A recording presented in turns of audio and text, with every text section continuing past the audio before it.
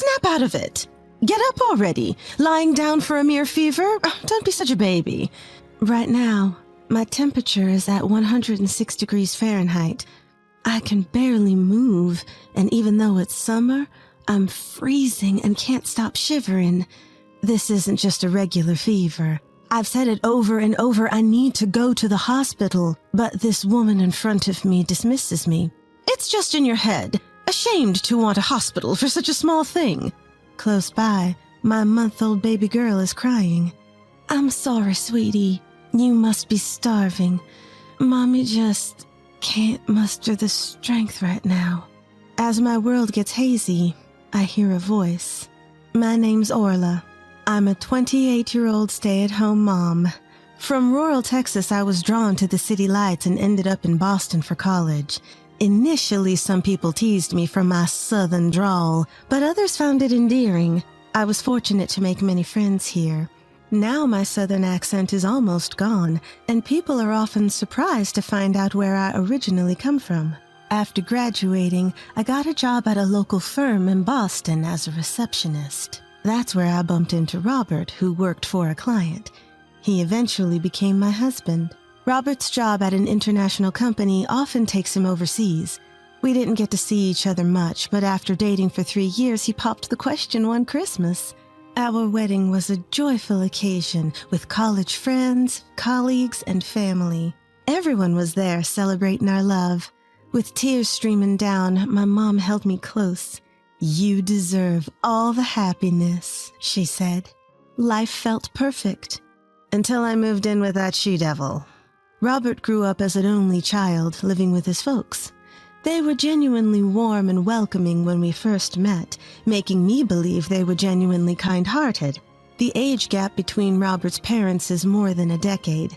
His mom had him when she was just a teenager. She's nearing her 50s now, but looks so youthful.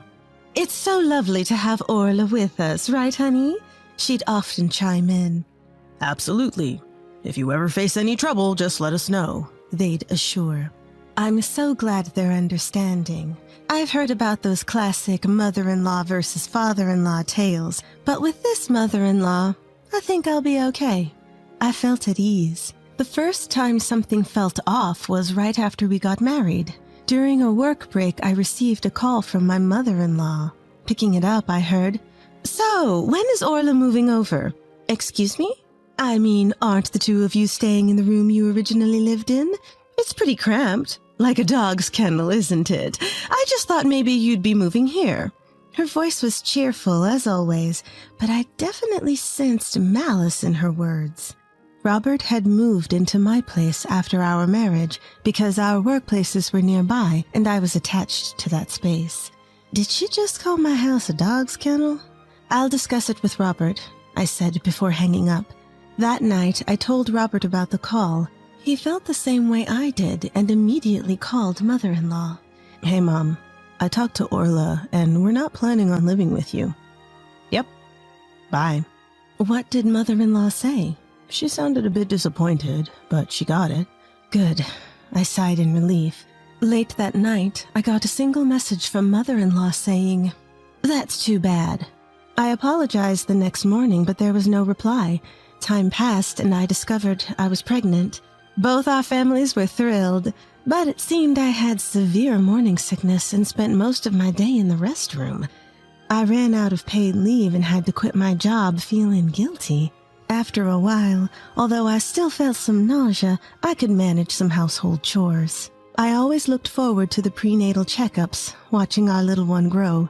Whenever Robert could take a day off, he'd accompany me. If he couldn't, mother-in-law who lived in the same city would drive me. It's exciting. I wonder if we could find out the baby's gender soon, an upbeat mother-in-law remarked. Actually, the doctor mentioned we might know today, but as long as the baby is healthy, I tried to reply when she interjected. It's definitely a boy. We need an heir. I could only respond with a nervous laugh. At a subsequent checkup, we learned our baby was a girl. I hesitated, but informed mother-in-law. She paused for a moment, but said, "No matter the gender, it's still my grandchild," relieving my anxiety. When I told Robert, he was overjoyed. He sent tons of photos of cute clothes and toys, even during work hours. I can't wait to meet you. Please be born healthy, I hoped every day. As the pregnancy progressed into the later stages, the baby's movements became more pronounced. Starting my mornings with a hello and ending my nights with a good night, I constantly chatted with my baby. Feeling those little kicks was absolutely heartwarming. One day amidst this routine, I found myself wondering, when was the last time I felt the baby move today? Even though I had just entered the final stretch of my pregnancy, our baby was a bit smaller than average. The doctor had mentioned that it would be best if the baby arrived around the expected due date. Growing anxious, I quickly called our local maternity clinic and rushed there by taxi. I also informed my husband, who assured me he'd be there as soon as possible. Upon arrival at the clinic, they immediately hooked me up to a monitor and noticed that our baby's heartbeat was weak. Trying to keep me calm, a nurse gently said, "It's okay. Your baby just seems eager to meet you. That's all." After a short consultation among the doctors, it was decided that an emergency C-section was necessary. By that time, my husband had already arrived, had been briefed, and was filling out the necessary paperwork. An hour later, I gave birth to a 2.5-pound baby girl. That night, sleep eluded me due to the pain. Of course, it hurt. They had cut into my belly. To prevent blood clots, I had to shift my body every few hours, but every movement brought sharp pain. I received messages from my husband, words of gratitude accompanied by photos of our baby.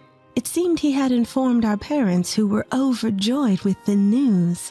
So, Orla, there's something I need to discuss with you. Hearing my husband's words that followed made my heart race with anxiety. A week later, on the day of my discharge, my husband settled the bill while I waited in the lounge. "Orla, looking forward to our journey from today," greeted my mother-in-law. We named our daughter Lily, born in a season of beautiful blossoms, hence Lily. Some might say it's a simple choice, but my husband and I loved it. Post-delivery, I wasn't feeling great, so I had declined all visitors. This was the first time I was meeting my in-laws after the birth. "Lily, meet your grandpa. Such a cutie," cooed my father-in-law. "May I hold her?" Lifting her effortlessly, it was clear he was already smitten. "Well, come on, hold her too." "Thank you so much, Orla." He beckoned to my mother-in-law, but she declined without even a touch. That's odd. Isn't she excited about her own granddaughter? Something's off about her, I thought, and there was a reason for my suspicion. During my hospital stay, I had plenty of conversations with the nurses and midwives. They'd check on my health and ask if there were any postpartum concerns, the usual stuff. After we finished talking, the nurse hesitated before saying, "By the way, was the woman with Orla during the checkup your real mother?" "No, she's my husband's mother." "I see. I wasn't sure whether to tell you this, but..." What the nurse told me next sent shivers down my spine. "If anything happens, please contact me immediately." With that advice, I was discharged. I honestly didn't want to get involved either, but instead of heading to our house, the car was heading to my in-laws. "We're here! From today, this will be your home. We can finally live together," mother-in-law said with a wicked smile on her face. Now, you might be wondering how this situation came to be. It all starts with why I didn't go back to my parents' home to give birth. It's not that I didn't want to. I simply couldn't. My parents married late in life and had difficulty conceiving. I was born when they were in their 40s, their only child. To add to that, my grandmother with whom we lived is elderly, and her dementia has been progressing. My parents are fully occupied taking care of her, so they're not in a position to take me in. Knowing all this, I had no intentions of going back home to give birth. Some of my friends chose to raise their kids at their own pace without returning to their parents. I felt that approach suited me better. My husband applied for parental leave, but due to staff shortages at his job, it seemed unlikely. However, after I gave birth, I wasn't feeling well. Worried my husband consulted his parents and it was decided we'd live with them for a while. I had reservations, but once we started living together, things went smoothly. My husband came home early to help, and my in-laws were very supportive. Mother-in-law even took care of most of the household chores, allowing me to focus on taking care of Lily. I even thought maybe we should have moved in earlier. Especially father-in-law. He was a pro at changing diapers, preparing formula, and giving baths. Father-in-law, you're amazing. I can't thank you enough. However, every time I praised him, mother-in-law seemed displeased. As the 1-month mark approached, I began to recover, and although I still felt tired, I started helping out with household chores. Around that time, my husband had to go on a business trip abroad. This time, he'd be away for about a month. If anything happens, let me know immediately. I'll come flying back. It's okay. Father-in-law and the rest are here. And with that, my husband set off for foreign lands. While my husband was away, I felt uneasy, but my in-laws insisted that I should treat their home as mine and ask for anything I needed, and true to their word, they were genuinely helpful. However, my mother-in-law did help with household chores, but she seemed disinterested in my daughter, hardly interacting with her at all. But at least the father-in-law is here, so it should be okay, right? Just as I thought that, something unexpected happened. I'll be going now. Turns out father-in-law's mother wasn't feeling well. To take care of her, father-in-law had to leave for about a week. Mother-in-law apparently doesn't get along with father-in-law's parents and hasn't met them in a long time. Even during events like New Year's, only father-in-law and his dad would go. By this time, my husband was also only a week away from returning from his business trip. I thought, it's just a week. It should be all right.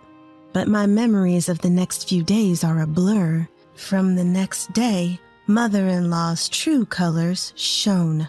How long are you going to sleep? Get up now. Woken up by her sudden shout, I opened my eyes to see mother-in-law towering over me with an intimidating look. What? Lazing around in someone else's house. There's so much to do. I wanted to boss you around, but couldn't with your husband here. It was so stressful. Her sudden change was shocking. It was as if she was a completely different person. Feeling threatened, I reached out for my phone, but in an unexpected move, mother-in-law swiftly grabbed it from me. "This is why you're going downhill," she remarked, smashing my phone on the ground. "What are you doing?" I picked it up immediately, but the screen was shattered, and it was unresponsive. "You're always on this, neglecting your parenting duties. You're a failure as a mother." While mother-in-law said that, it wasn't true. Sure, I used my phone when my daughter was asleep, whether sending cute photos of our daughter to my husband on his business trip or looking up parenting tips about things like the right amount of milk or when babies typically develop neck control. But faced with the aggressive mother-in-law, all I could muster was, "I'm sorry." The following days were a nightmare. Mother-in-law stopped doing any chores and worked me to the bone all day long. Even while taking care of my daughter, I had no time to rest. My chest, it hurts again. I had been feeling this pain for some time. There was a lump when I touched it, and it felt hot. I couldn't discuss it with father-in-law, and mother-in-law brushed off my concerns multiple times, saying, "It's all in your head. You're just overthinking." "Mother-in-law, my chest really hurts. Can you take me to the hospital?" "You again with this? Running to the hospital for something minor? Are you out of your mind?" "But I feel feverish. Can I at least lie down?" "Pretending to be sick. Have some shame." Not allowed to rest, I juggled housework and childcare while feeling dizzy. When I took a moment to check my temperature, the thermometer read 102 degrees Fahrenheit. I had no way to call for help. Mother-in-law watched my every move, and I couldn't even step outside. At this rate, I would collapse. Both mentally and physically, I was at my limit. The next morning, my temperature shot up to 106 degrees Fahrenheit. "Mother-in-law, I have a fever of 106 degrees Fahrenheit. Can you please take care of Lily?" "What? No way. I don't even want to touch a child like that. What's with that C-section anyway? Can't you have a child normally? I couldn't believe my ears. She really doesn't think of my daughter as her grandchild. Get up now. What's this fuss over a mere fever? Stop being so needy. Lily was crying, perhaps out of hunger. Mother-in-law continued to berate me, ignoring my daughter's distress. Then it happened. What the hell are you doing? This is outrageous. I heard a man's angry voice. Mother-in-law looked panicked, saying, "What? Why are you here?" Hearing that voice, whether from relief or exhaustion, I passed out. When I woke up, I found myself in a hospital bed. Orla? Oh, thank goodness. I'm so sorry. I'm truly sorry. My husband was there, tears streaming down his face as he looked at me. In my husband's arms, I could see Lily sleeping soundly. From what I was told, it seemed I had developed mastitis. They administered antibiotics and my fever had subsided. I felt much better. Curiously, I asked my husband, "Why are you here? What about your business trip?" He replied, "You stopped communicating all of a sudden, and my mom just kept saying everything was fine. Also, the maternity clinic contacted me. They were concerned when you didn't show up for your checkup and couldn't get in touch." Apparently, when I didn't show up for my checkup, the clinic became suspicious. They reached out to my husband instead of me. Although my husband was unreachable overseas, he had informed them of his workplace, so they contacted him through his company. Realizing the gravity of the situation, he spoke with his supervisor and urgently returned to the States. "About my mom," he said. "She claims she wasn't in her right mind because of the heat, but I can't accept that." "It's okay. I'll see her." Thus, after being discharged, a meeting was arranged. When we arrived at my in-laws, my father-in-law had returned and exclaimed, "I'm truly sorry for everything. You apologize too." Mother-in-law sat meekly, but glared at me. "I'm sorry, but I couldn't stand it. As soon as you were away, Orla, you just left everything to others. It made me want to be a little mean," she began. And with that, she burst into childish tears. "What are you even saying, you liar? You're talking about yourself. I will never forgive you." Everyone looked at mother-in-law with cold eyes. Perhaps realizing her ridiculousness, she looked up. "Are we done with the theatrics?" I stood up and retrieved cameras I had secretly installed around the house. I played back the footage in front of everyone. Of course, the video showed mother-in-law berating me and treating me like a servant. The cruel words she spoke to my daughter were also clearly captured. "What is this? This is an invasion of privacy. I'll sue you." "Shut up. You've done something unthinkable." "No, you've got it all wrong. I think the heat messed with my head." Mother-in-law rambled on with incomprehensible words. Has mother-in-law's mind always been like this? You barely took care of your own children, yet you have the audacity to criticize my parenting? The truth is, before father-in-law left the house, he had confided something to me. Mother-in-law, having had a child at a young age, still had a strong desire to enjoy her youth. She would neglect Robert, leaving most of the childcare to father-in-law and his parents. No wonder father-in-law was so good at parenting. That's why father-in-law's parents had such a strong dislike for mother-in-law. Though divorce crossed his mind, he felt responsible for putting such a young mother-in-law into the role of a mother and couldn't bring himself to take that step.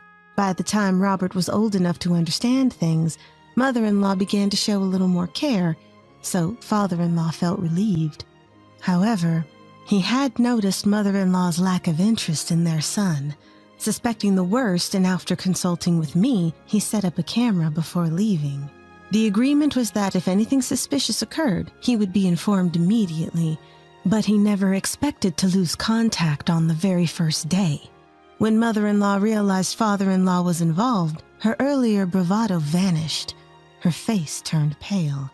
I later learned he had told her that if she messed up again, he'd consider divorce. "You don't really care for Lily either, do you?" When I asked that, she stuttered. No, that's not true. She's my precious granddaughter. Liar!" Deciding to spill the beans, I told her about what I had learned from the nurse at the maternity clinic. From the time Lily's gender was confirmed, mother-in-law had been calling the clinic repeatedly. Her requests were outrageous, asking things like, "Is there any chance we could still have a boy?" Apparently, they didn't tell me to avoid causing me stress. Eventually, the head doctor took charge and the calls stopped. Hearing this, I felt nothing but disdain and wondered how she could treat human life so lightly. Both my husband and father-in-law felt the same. Get out! Leave, now! But girls, they're just so hard-headed and defiant, just like Orla. Boys are easier. They listen when asked a little thing, she rambled on incoherently. Robert, you're on my side, right? Suddenly, Robert, who had been silent until now, stood up. He grabbed his mother's arm and without hesitation dragged her out the door.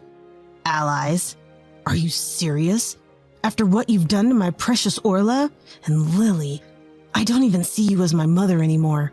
Stay out of our lives. His mother looked shocked. She turned to me, pleading, "Orla, I'm sorry. I apologize. Please convince him and Lily for me." But my mind was made up. I never want to see your face again. I tossed her purse to her and locked the front door.